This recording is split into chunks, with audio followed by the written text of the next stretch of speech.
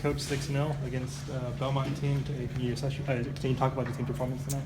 Yeah, I thought overall it was a good performance. I thought there were moments where we were very good and sharp, and I'll be honest with you, it's when it's a game that's sandwiched in between two big conference games, the focus and attention is sometimes challenging. But I thought our guys handled it very well. I thought that getting 2 goals in the first half and getting a lead at halftime, and then how we handled the second half, and I would specifically say the guys that came in off the bench, I thought were awesome. I thought they came in and when they had the opportunity to get after it and score some goals, they did. So as overall, really good team effort, and again, the second group I thought put it away for us.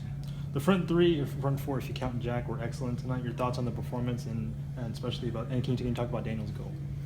Yeah, he's had 2 games in a row now where he scored goals, and the thing about DJ is he has the ability to, on his own in individual efforts, create opportunities, and one of those was tonight where he's so quick and so effective on the dribble. He eluded a few guys, and he can hit a heavy ball, and he created an opportunity on his own and scored a really good goal.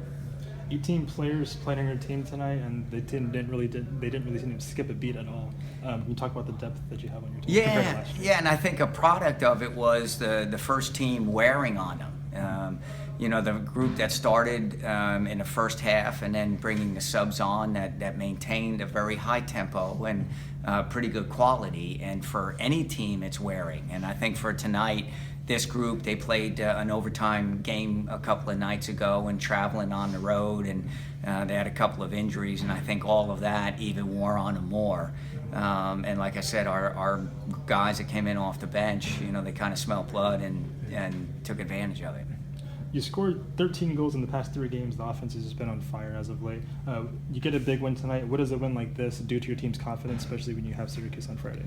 Well, I think 2 things. One is you enjoy the moment and the fact that we did score goals, but the wonderful thing about our season is right around the corner there's another big game.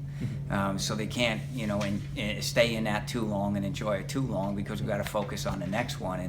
And Syracuse is a very good team. I think they're in the top 4 or 5 RPI and ranked higher than we are, so that will tell you a lot about them. Traditionally, they've been very good. They were in the Final Four last year, and it's wonderful to have them at home. Have you seen them as of late, and how do you prepare for them?